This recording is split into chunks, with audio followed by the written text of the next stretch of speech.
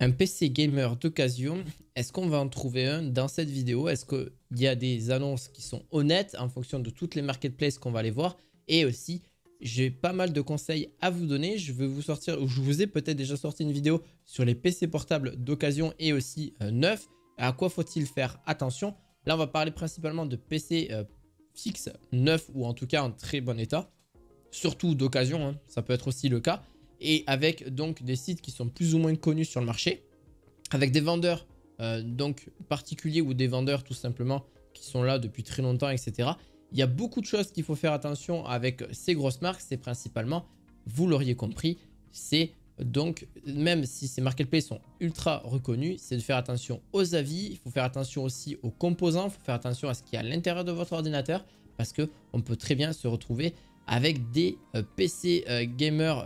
Donc, c'est pas des PC gamers des fois pour la plupart. D'autres, c'est des sous-marques. Donc, il y a aussi un problème de marque. Donc, c'est pas des sous-marques, mais c'est des marques qui ne mettent pas des composants officiels. En tout cas, c'est des composants de bas marché. Donc, c'est pas terrible. Enfin, en tout cas, d'entrée de gamme.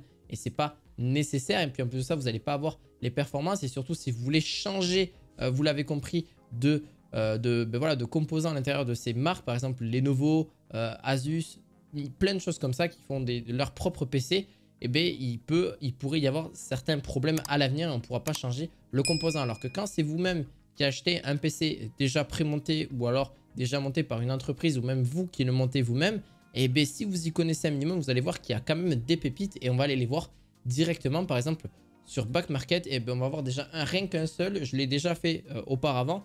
Et bien je peux vous dire qu'il ne vaut absolument pas son prix. On voit déjà qu'il est barré à 5000 €. Donc déjà, il y a une très grosse erreur parce que ce PC-là ne vaut pas 5000 €. Ni en plus de ça, 839 €. Parce qu'on est quand même sur des composants quand même plutôt pas du tout équilibrés. Enfin, plus ou moins. On a une Intel Core i7. Bon, jusque-là, c'est correct. 1 Tera, 32 Go et bon, une RTX 2060. Bon, ok. En vrai, ça fait tourner. On se dit, bon, ben, jusque-là, ça reste correct.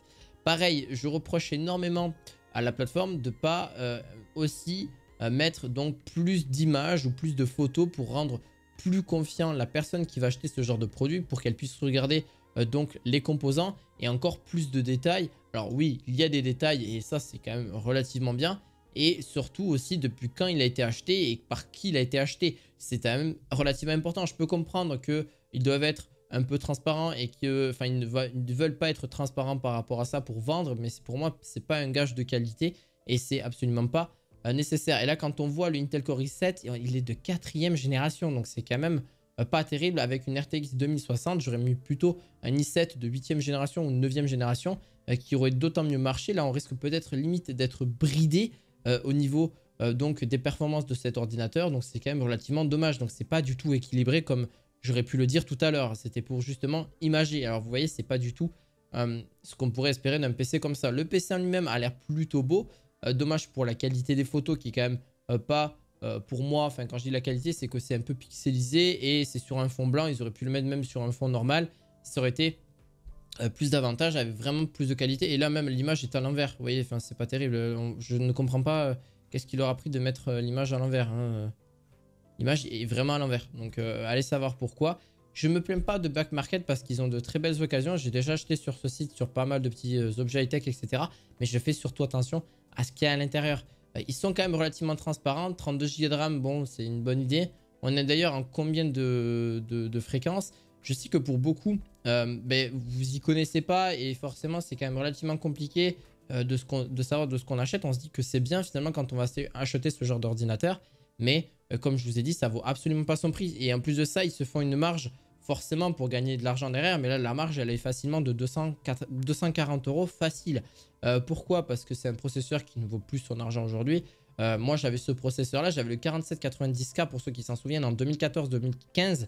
Donc, aujourd'hui, bon, dire que date de sortie 2023, année de sortie 2023, donc déjà, c'est absolument pas vrai. Oui, peut-être sur la plateforme, il est sorti en 2023 au niveau de l'annonce, mais sinon, c'est un PC qui doit dater déjà de plus ou moins presque une dizaine d'années.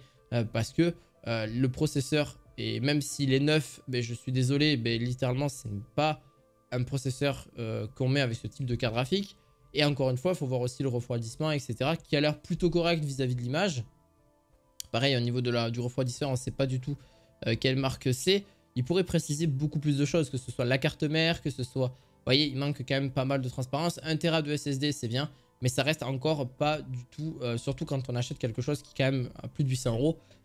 On veut quand même de la transparence de leur part et c'est vraiment dommage. Si un jour ils voient cette vidéo, tant mieux. Ça ne peut que prouver qu'ils peuvent encore s'améliorer. Et ça, je l'aurais. C'est mon avis, encore une fois. Hein, vous n'êtes pas obligé de le partager aussi. Mais là, 839 €. Bon, pour moi, ce PC-là vaut 500 € à tout péter. Hein. Je vous le dis sincèrement. Qui est 32 Go de RAM ou pas, ils peuvent même mettre 16 Go. Ça suffira amplement. La 2060 vaut encore son prix. 1 Tera de SSD, ça vaut son prix. La tour doit valoir aussi un prix. Le refroidisseur probablement, mais le i7 ne devrait être déjà plus là. Je suis même pas sûr qu'on le retrouve encore sur le marché. Hein. Le i7 4770, il doit être même plus sur le marché depuis. Hein. Donc, ouais, il se vend à 126 €, mais vous voyez, 50 €, je le trouve. Bon, là, c'est sur AliExpress. Mais Rakuten, ouais, donc pour moi, c'est plutôt un processeur qui vaut 50 balles et pas plus que ça. Littéralement, c'est pas, ça ne vaut pas du tout son prix. Mais attendez, c'est pas que cette annonce-là. J'en ai trouvé d'autres auparavant parce que j'ai déjà tourné la première fois la vidéo, mais il n'y avait pas le micro qui est enregistré. Donc, je vous invite à mettre un petit pouce bleu et à vous abonner à cette chaîne. Comme quoi, il y a certaines choses qu'il ne faut pas se faire avoir. Alors, est-ce que là, au premier abord, on peut voir que c'est un bon PC 1099 €, enfin 1009,99 €. Une RTX 3060, 16 Go, du SSD.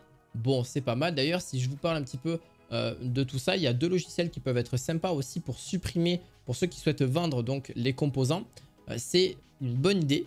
Et ça, on en reviendra par rapport à Leboncoin, quand je vous reparlerai un petit peu de Leboncoin et eBay. C'est hyper important quand vous voulez donc par exemple vendre vos SSD, disques durs, ce que vous voulez. J'en vois pour beaucoup, mais ils effacent juste par Windows. Donc Windows, c'est pas terrible parce que en fait, il y a quand même encore des données. Il y a un cache qui est quand même encore là. Ça s'appelle un cache et qui va garder en fait certaines de vos informations personnelles. Et donc, c'est assez important de prendre donc ce qu'on appelle IBAN. Donc IBAN, c'est un DBAN, pardon. C'est un logiciel qui va pouvoir permettre de supprimer. Donc c'est un logiciel gratuit que je vous mettrai en description de cette vidéo pour supprimer tout ça de façon vraiment plus rapide et vraiment aussi qui prendra plus de temps pour le supprimer, mais au moins vous êtes tranquille. C'est aussi le OCCT qui est pas mal aussi. C'est un autre logiciel qui vous permettra de tester si le processeur et la carte graphique et même la RAM peuvent être testés en même temps à leur pleine performance pendant 1 heure pour voir s'il n'y a pas de blue screen, s'il n'y a pas de crash, si les composants sont corrects, s'ils ne chauffent pas trop. Si vous dépassez généralement un certain nombre de degrés, vous n'avez qu'à vous renseigner sur internet parce que ça dépend de chaque processeur, ça dépend de chaque carte graphique. Et pour voir si tout fonctionne correctement, s'il n'y a pas de problème. Comme ça, au moins, vous avez un produit quand même relativement correct, mais ça ne se base que pas sur ça. Voilà. Et donc là, on voit cette configuration, on se dit, bon, bah, c'est pas mal. Le prix, vous voyez déjà, ça pue, hein, on le voit très clairement. Pour moi, c'est absolument pas un prix que je donnerais à ce genre d'ordinateur, mais très clairement, il y a au moins 300 € de marge. Hein. Au moins 300 €. Si vraiment le processeur est vraiment bon, on va voir. Intel Core i7 8700 avec une 3060.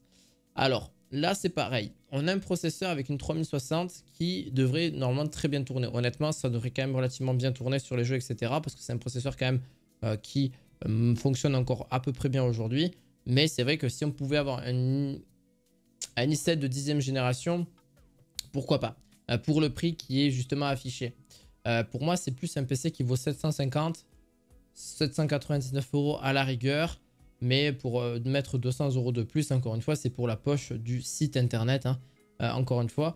Bon, 1 Tera de SSD, c'est correct, c'est très bien, c'est honnête. 16 Go de RAM, pourquoi pas. C'est la norme aujourd'hui. C'est ce que je recommande à tout le monde d'avoir à peu près 16 Go de RAM dans un PC fixe. C'est le minimum. C'est vraiment le minimum parce que 8 Go de RAM, ça commence à être peu. On ne peut pas ouvrir trop de pages internet, trop de logiciels en même temps, etc.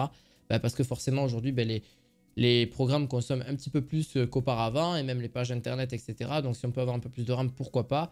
Là-dessus, ça peut être génial. Donc, là-dessus, voilà, bon, ça reste correct. On a quand même un très bel ordinateur. Mais pour moi, ça reste, vous voyez, il n'a quand même pas un très bon avis non plus auprès de la plateforme. Hein. Cet ordinateur est... alors, un PC à 1000 balles, le lendemain, à peine la carte graphique ne fonctionne plus. Super.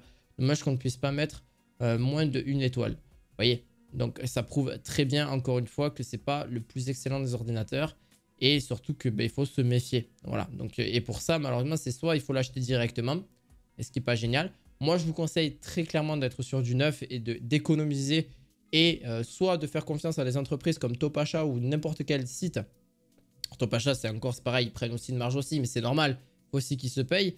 Mais même d'autres qui peuvent très bien les faire. Vous avez FlowUp aussi qui est pas mal, qui peut être sympa aussi, même si forcément prennent une certaine marge. Mais si vous voulez pas faire monter vous-même votre PC, même si aujourd'hui c'est très enfantin, parce que ça n'a pas changé, les techniques n'ont pas réellement changé.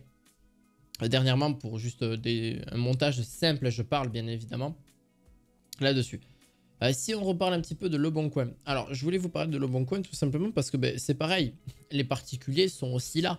Donc là, c'est des professionnels, mais il y a aussi des particuliers. Et on peut trouver quelques pépites aussi chez des particuliers. Donc c'est très important aussi de faire attention en fonction, voilà, par exemple, à 2099 €. Bon, est-ce que ça vaut son prix? On va le savoir de suite. Bon là, à vue d'œil, oui et non. Du fait, en fait, il y a pas mal de choses qui peuvent rentrer en compte. C'est surtout par rapport à la carte graphique, principalement, et par rapport à un si petit ordinateur avec une aussi grosse configuration. Donc le seul est 1800. Oui, bah oui. Bah oui, mais le vendre à 2099 €, ça vaut peut-être son prix. Je ne dis pas le contraire. C'est du workstation, donc oui, c'est possible que ce soit réellement ce prix-là. Mais là, ça doit être un PC qui est déjà très petit et qui chauffe énormément. Donc d'avoir de tels composants à l'intérieur de ce genre de petit PC, parce que là, c'est une petite tour, c'est quand même relativement bien dommage de la puissance de calcul. Un soin particulier, mais bon, c'était surtout pour du workstation. Donc c'est vraiment, il a précisé. Encore une fois, c'est pareil, les particuliers qu'il y a sur Leboncoin, même si vous avez quand même une protection en termes d'acheteur, parce que l'argent ne sera pas de suite envoyé auprès du vendeur, il sera envoyé un petit peu plus tard. Faites attention aussi aux avis. C'est ça que je voulais surtout vous dire. Dans les vendeurs particuliers comme les vendeurs professionnels dans n'importe quelle plateforme, faites attention. Très important de regarder les avis de la personne. S'il n'en a qu'un, bon, ok. S'il n'en a pas du tout, faire attention. Si, par exemple, sur Amazon, si le téléphone est vérifié, si la carte d'identité est vérifiée, moi, je peux vous assurer que sur mon compte personnel de Leboncoin, j'ai ma carte d'identité qui a été vérifiée, mon téléphone qui a été vérifié, etc., etc. Parce que c'est important d'avoir ça. Et aussi, voir depuis quand il a créé son compte, ça peut être aussi encore beaucoup plus intéressant. Donc, si c'est plus ancien, ça permet aussi d'avoir plus de confiance. La description, bon, voilà, là, on a une description correcte. Bon, là, ok. Tout a l'air quand même relativement bien. Il a pas mal de SSD. En fait, c'est parce qu'il a pas mal de stockage aussi. C'est peut-être pour ça aussi que le prix est quand même relativement un peu plus élevé, parce que le stockage, ça vaut quand même un certain prix. SSD numéro 1, 128 Go. Bon, en vrai, je comprends pas trop. En vrai, 500 Go Intel Optane, en vrai, oui, pourquoi pas. Mais il a dû vouloir faire quelques trucs avec tout ça, mais en vrai, ça vaut. Pour moi, le prix réellement de ce PC, c'est parce qu'il se fait par rapport à surtout à la 4090. Et c'est vrai que c'est pas un bon exemple à vous montrer. Par exemple, là, on a un PC à 450 €. Ben, on va aller voir. Hein. Là, c'est vraiment en direct, hein, honnêtement. Une 5700 XT. Bon, c'est quand même une bonne carte graphique de l'époque. En vrai, j'ai pu la tester. Elle est vraiment sympa. Par contre, Be Quiet, Rock... Ah oui, ça, c'est le ventilation. Oui, il m'a fait peur. J'ai cru que c'était l'alimentation. L'alimentation, Gigabyte. Ok, 8700. Mais par contre, elle a combien? Il faudrait rechercher sur Internet. Dommage qu'il ne met pas le nombre de watts qu'elle a, celle-ci. 2 emplacements pour mémoire vive. Par contre, carte mère, ok, bon... C'est correct. Mais pareil, la HyperX 2666. Bon, c'est classique hein, en DDR4. i5 9600. D'ailleurs, si vous pouvez activer le XMP, ça peut être pas mal aussi. Quand, bon, là, la RAM, vous ne pourrez pas aller plus haut. Mais si elle est à 3600 en fonction du processeur, etc. Et par contre, on a quoi comme processeur? Intel Core i5, pardon. 9600 KF. Oui, ça reste correct. Bon, en vrai. Je le vends 180 € à part, donc ça c'est un autre. Il le vend écran. Bon, honnêtement, est-ce que ça vaut encore son prix à 450 €? Je trouve que ça va. Honnêtement, pour un PC comme ça à 450 €, c'est quand même relativement honnête. En vrai de vrai, je vais pas vous le cacher, ça reste correct. En vrai de vrai, là, il a quand même bien évalué son ordinateur. Et lui, il n'a pas été trop dans le prix. Il a même, je crois, descendu parce qu'on voit que la flèche est vers le bas. Donc, en vrai, c'est quand même relativement honnête. Il a l'air de plutôt être bien noté. En plus, on a un ventirail Be Quiet, donc ça, c'est génial. Et en plus de ça, bien vers l'extérieur du PC. Donc, il y a de quoi le faire ventiler. Peut-être un petit coup de nettoyage, on voit qu'il y a un petit peu de poussière. Bon, en vrai, il a l'air relativement correct. Ça a l'air de quand même relativement bien tourner. Bon, la tour, elle est comme elle est plus ou moins classique, assez rigolote. Bon, ça reste une tour PC après tout. C'est pas celle qu'il y a de plus design, mais bon, en vrai, ça reste potable, ça reste correct. Une idée que je peux vous donner, pour ceux qui ont des PC fixes, moi ce que je fais, c'est que je ne vends pas les PC fixes comme ça, en général, de mes propres PC. Je parlais de monétisation personnelle. je revends les composants. Donc ce que je fais, c'est que je démonte tous mes composants, je garde les boîtes bien évidemment. D'autres ne sont pas obligés de garder les boîtes, mais vous pouvez après les revendre. C'est plus simple d'avoir des acheteurs qui vont revendre un par un les composants. Et j'arrive à tout vendre en général, que ce soit carte mère. Et en plus de ça, c'est assez vieux en général, ça a 4 ou 5 ans en général. Comme ça me permet de racheter des composants, ou en tout cas à moindre coût, ou en tout cas ça me permet d'avoir un petit panier en termes d'argent pour vendre en fait, pour refaire une config un peu plus récente. Et donc sur le bon coin, ça part assez rapidement, etc. Sur des sites même comme eBay. Et ça permet en fait de racheter après des composants bien plus récents. Et la tour en général, je ne la vends pas, ou alors je m'en débarrasse si elle est plus en bon état, ou si elle ne refroidit plus comme je le voulais, ou alors si elle ne me plaît plus. Si vraiment elle est en mauvais état, ben, je m'en débarrasse. Ou sinon, ben, je la garde et je la revends d'occasion, bien évidemment à un certain prix. Pas très coûteux non plus, faire attention aussi là-dessus. Et à bien tout garder, voilà, bien des choses comme ça. Et après, la revendre à un prix quand même plutôt honnête. Voilà, ça c'est vraiment important aussi. Par contre, quand vous voulez regarder aussi vos prix de composants, ne vous fiez pas à du neuf. Encore une fois, je vois beaucoup que ça c'est encore un truc qui est resté. Hein. Pour beaucoup, vous restez en fait sur des produits qui sont neufs et vous dites, ah ben voilà, la console ou le PC ou ce que tu veux, il vaut 500 €. Ah ben ouais, ça vaut 500 €, du coup ben, je le vends 480 € quoi, juste pour dire, ouais, il est un petit peu moins cher. Non, non, ben non. C'est pas du tout comme ça que ça fonctionne. Généralement, ça vaut bien moins que ça. Et il faut regarder un petit peu sur le marché. Regardez vos concurrents. Regardez les personnes qui vendent aussi les mêmes produits que vous pour les vendre un peu moins cher. Et que ce soit des particuliers ou des professionnels, il faut faire surtout attention à ça. Voilà. Donc, je me permettais juste de vous donner un conseil parce que moi, ça fait des années que ça m'arrive de revendre des produits d'occasion. Parce que, bah oui, moi aussi, hein, je dois refaire mes configs tous les 3, 4, 5 ans. Parce que, au bout d'un moment, c'est pareil, hein, ça manque de performance, ça manque de rapidité. J'aime bien être un petit peu dans les tendances, pas dans les tendances, mais être un petit peu au goût du jour de temps en temps. Ça va, entre 5 ans, bon, c'est quand même relativement bien renouvelé. Voilà. J'espère qu'en tout cas, cette vidéo vous aura plu. J'espère que ça vous aura apporté pas mal de conseils, surtout dans vos choix et dans surtout ce que vous allez faire. Il n'y a pas eu beaucoup d'images, c'est surtout pour vous montrer certains exemples. N'hésitez pas à me dire ce que vous en pensez aussi de ce genre de concept. Je vous dis à très bientôt pour de nouvelles vidéos high-tech. À la fois prochaine. Ciao, ciao!